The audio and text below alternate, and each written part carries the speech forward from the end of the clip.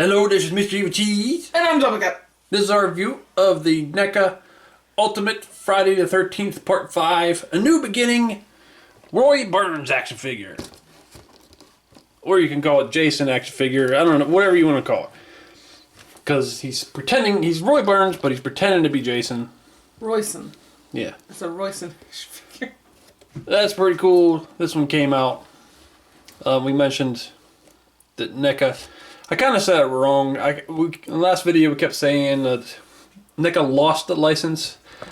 I mean, they didn't exactly lose the license. They still have it. They just aren't allowed to use it because of the legal thing going on. So it's not, they didn't actually lose it, but for us it don't really matter either way because they can't make the figures no matter what right now. So this is the last Friday 13th Ultimate figure that we're going to be getting for a while. What sucks, the other thing that came out was the Toonie Terrors, and I think the only other thing NECA's making that I know of is the Pamela Voorhees like zombie version, Lady in the Lake version, cloth figure. But there's the cover. It's got that mask that is never in the movie. The Dream Jason from this movie came with this mask. This Roy figure doesn't. Which makes sense. I mean, he never wears this mask. And then on the side, there's the actual mask that he wears. In the back, a bunch of pictures of the figure. The blue triangles kind of look like a mustache. Like a really evil villain mustache. I guess. I never thought of that before. This opens up, and there's a picture of the figure there. And there is the figure. And he comes with a lot of accessories. A lot of weapons in there. But we'll be going over them in a little bit. Well, let's open him up. Okay, so there he is, opened up. And he's got a bunch of accessories, like we said. One thing that's kind of weird, though, like this has happened with some other figures, too, where it almost seems like there's something with his hips. Like this leg is longer than the other. And you can see the top part of it sticks out more. Like the other one is behind the pants, and that one, the curve is sticking out. Yeah, I'm not sure if it just needs adjusted or I can't see what's going on in there. But yeah, he's a little bit lopsided and I'm not sure how to fix that. Still, the figure looks pretty good. Pretty cooled. Cooled? Good. It looks pretty good. Pretty gold. Yeah, we were looking up pictures and I always thought his outfit, like his coveralls were blue. But some guys looking up pictures, and I guess they are kind of greenish. But they're kind of like a really dark bluish green, but they are green. Yeah. But I also, from the pictures, you can tell that I think they use a lot of bluish lighting in the movie. They may have. But NECA also released a cloth style figure of Roy, and that one was blue, like very blue. So like I guess they thought it was blue at one time. So here are his accessories. Well, it comes with the mask, which is removable. It comes with a feather duster. That's what I thought it was. I asked, before we opened it, I'm like, what is this? And she just told me it was a flare, and I'm like, oh, I thought it was like a fucking feather duster or something. It just does not look like a flare. Well, it does in the pictures. I think you gotta have it in a light or something. Yeah, but they should have painted it so it always looks like one. I don't know. And he comes with the belt, which he wraps around a guy's head around a tree and twists it until his head starts breaking. But well, it feels like a rubbery plastic. But the metal, I think, is real metal, so that's cool. It's nice and flexible too. And it comes with this rod, little spike on the end of it. Pretty cool. And it comes with this. This is also a memorable kill.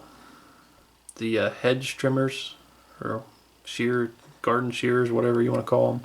He sticks this basically in the girl's eyes and just kind of goes. You know what they are? Bush scissors. Okay. Just make up my own damn name. A railroad spike. A little meat cleaver. The machete. Hunting knife,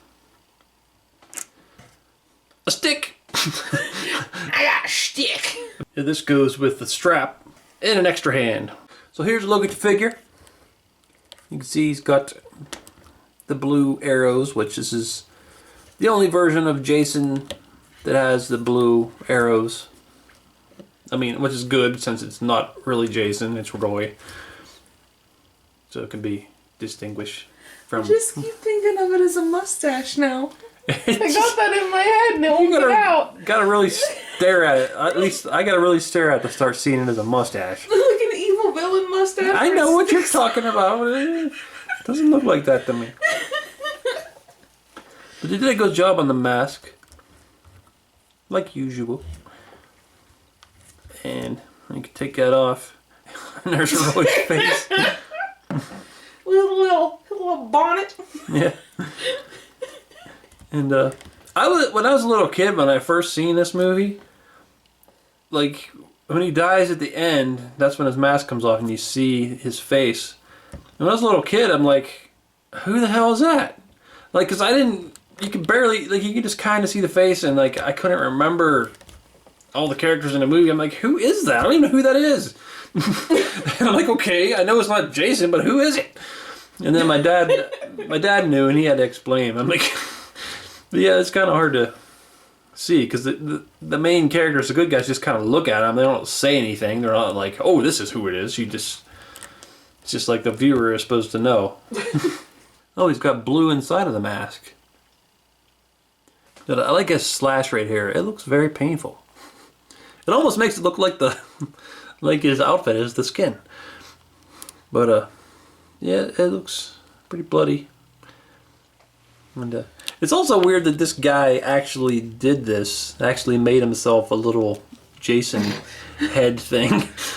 How did he make that? That's what I was wondering. I don't know. They don't really... ears on it and everything. Yeah, it's kind of weird that he went to all this trouble.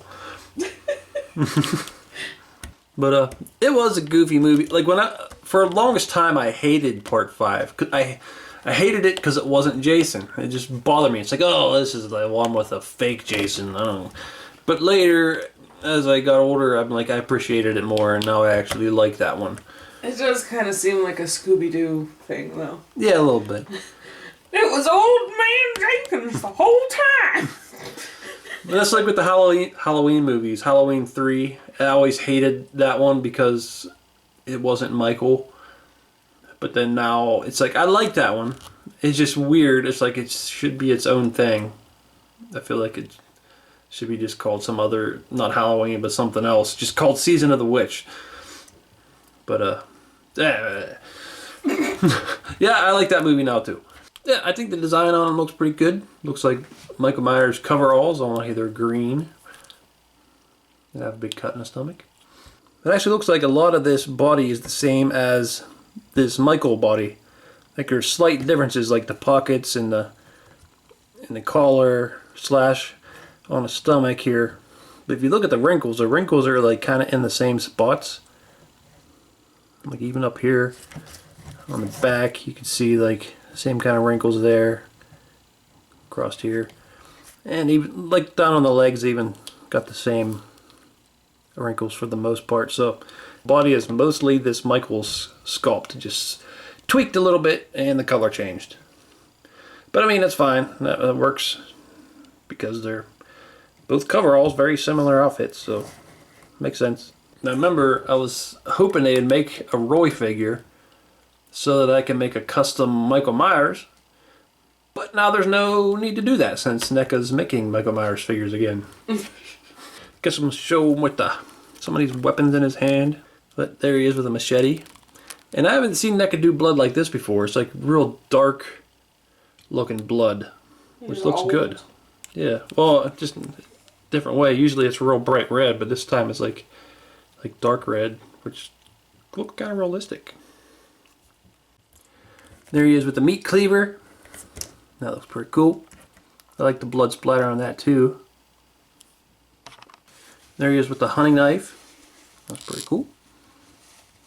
Blood on it. This blood on this one's almost like kind of pinkish.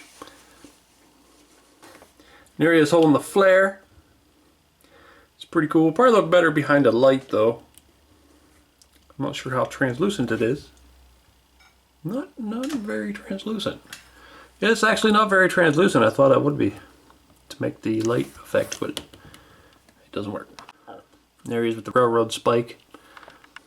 And a big old branch. Go hit you with a stick. You know, some bitches. Got a stick going to hit you in the britches. Hit you in the britches. So that fits in there pretty good.